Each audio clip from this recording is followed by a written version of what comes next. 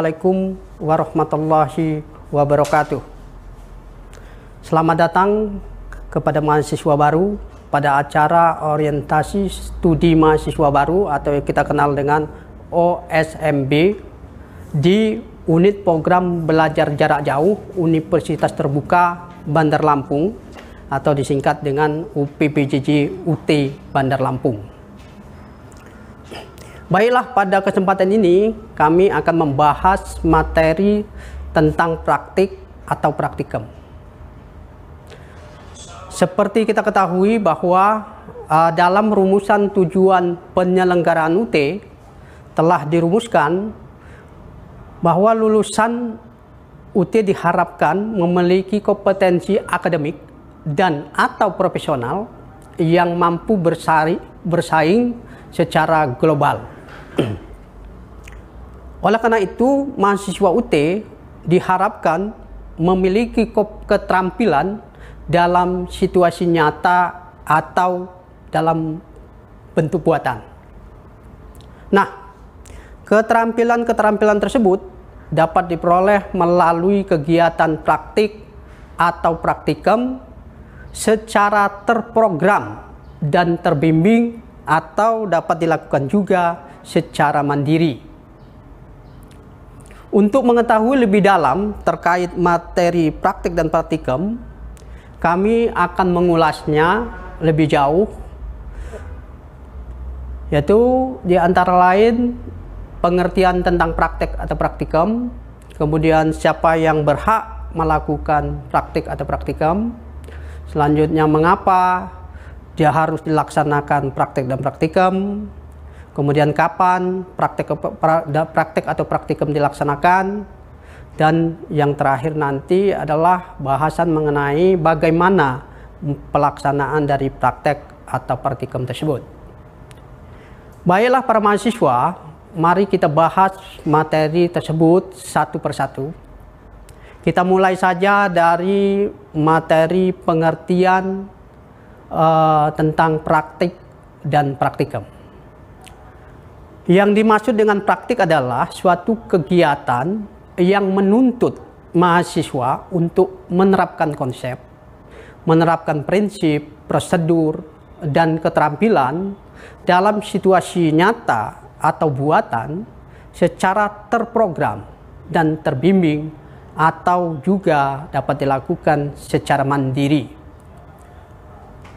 Sedangkan praktikum adalah kegiatan berupa pengamatan, percobaan, atau pengujian suatu konsep atau prinsip dari materi mata kuliah yang dilakukan baik di dalam maupun di luar laboratorium. Kita lanjutkan ke materi siapa yang dapat melaksanakan kegiatan praktik atau praktikum ini. Mahasiswa yang dapat melaksanakan kegiatan praktik dan praktikum adalah mahasiswa UT yang telah melakukan registrasi atau mengambil mata kuliah di mana mata kuliah itu mewajibkan adanya kegiatan praktik atau praktikum. Lalu kenapa praktek atau kegiatan praktik atau praktikum ini harus tetap kita laksanakan? Alasannya adalah karena kemampuan melakukan praktik atau praktikum biasanya bersifat khas yang hanya akan dikuasai mahasiswa apabila mahasiswa tersebut atau mahasiswa yang bersangkutan memiliki pengalaman real atau pengalaman buatan melalui pengerjaan latihan atau tugas-tugas praktik atau praktikum. Selanjutnya, di mana kira-kira praktik atau praktikum tersebut dapat dilaksanakan? Nah, praktik dapat dilaksanakan itu biasanya di sekolah atau institusi lain yang relevan atau tempat lain yang sesuai dengan karakteristik mata kuliahnya. Sedangkan praktikum biasanya dilaksanakan di sentra-sentra praktikum seperti sekolah, perguruan tinggi, atau institusi lain yang memiliki sarana dan prasarana yang memenuhi persyaratan yang ditetapkan oleh program studi masing-masing. Sebagai contoh adalah praktikum biologi bisa dilaksanakan di Universitas Pasundan, kemudian praktikum teknologi pangan bisa dilaksanakan di Institut Teknologi Indonesia (ITI) di Serpong, karena institusi tersebut sudah menjalin kerjasama dengan universitas terbuka atau lebih dikenal dengan mitra UT.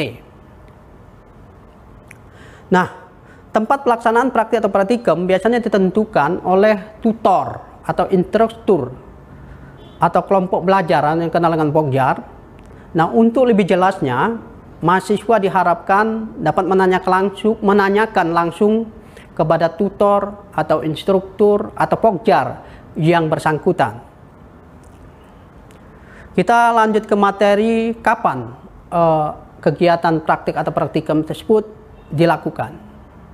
Nah, waktu praktikum biasanya telah dirancang sesuai dengan waktu yang ditetapkan oleh program studi masing-masing dalam sebuah panduan praktikum. Nah, biasanya waktu praktikum atau praktik ini merupakan bagian dari waktu tutorial. Selanjutnya kita akan membahas atau materi terakhir tentang bagaimana pelaksanaan dari kegiatan praktik atau praktikum tersebut. Kegiatan praktik atau praktikum itu dilaksanakan di bawah bimbingan instruktur atau supervisor atau juga pembimbing. Nah, khusus untuk program studi agribisnis FST Fakultas Sains dan Teknologi, praktikum ini atau praktik ini dilakukan secara mandiri oleh mahasiswa dengan mengikuti prosedur praktik yang telah ditetapkan oleh program studi melalui panduan praktik. Nah, panduan praktikum dan di mana tempat praktikum itu bisa dilihat di laman UT, ya, terutama laman FST untuk Fakultas Sains dan Teknologi, dan juga bisa dilihat atau dipelajari dalam katalog UT 2020. Nah, untuk program pendas atau pendidikan dasar, praktikum itu biasanya dirancang dengan menggunakan kit praktikum. Nah, salah satu contoh adalah kit praktikum IPA di SD. Nah, kit praktikum IPA di SD ini disediakan oleh masing-masing pokjar, di mana asal kit berasal dari Universitas Pusat atau UT Pusat yang didistribusikan melalui unit program belajar jarak jauh, salah satunya unit program belajar jarak jauh Bandar Lampung atau dikenal dengan UPBJJ UT Bandar Lampung. Nah, kit praktikum ini biasanya harus dipelajari lagi oleh tutor atau instruktur dan mahasiswa yang terlibat dalam praktikum atau praktik tersebut. Namun demikian, beberapa bahan atau alat yang nyata-nyatanya belum tersedia di dalam kit praktikum biasanya diusahakan oleh mahasiswa atau tutor atau instruktur sesuai dengan petunjuk panduan yang telah ditetapkan. Contoh lain dari mata kuliah berpraktik adalah mata kuliah Hakum 4410, yaitu praktik pengalaman beracara. Mata kuliah ini berasal dari Fakultas Hukum, Ilmu Sosial dan Politik. Nah, mata kuliah ini adanya di semester 6 dengan bobot 4 SKS. Mata kuliah praktik yang digunakan adalah modul berupa panduan praktik pengalaman beracara. Jadi, untuk melakukan praktik mata kuliah ini berdasarkan panduan praktik pengalaman beracara ini. Semua prosedur, prinsip dalam beracara ada di mata kuliah ini. Nah, untuk pelaksanaannya teknisnya di lapangan, pihak Universitas Terbuka telah bekerjasama dengan Pengadilan Tinggi Negeri di tingkat kabupaten di mana mahasiswa UT berada. Demikianlah para mahasiswa pembahasan materi praktik dan praktikum. Kami mengucapkan terima kasih atas partisipasi para mahasiswa, dan kami juga mohon maaf bila dalam penyampaian materi ini ada perbuatan atau tingkah laku yang kurang berkenan.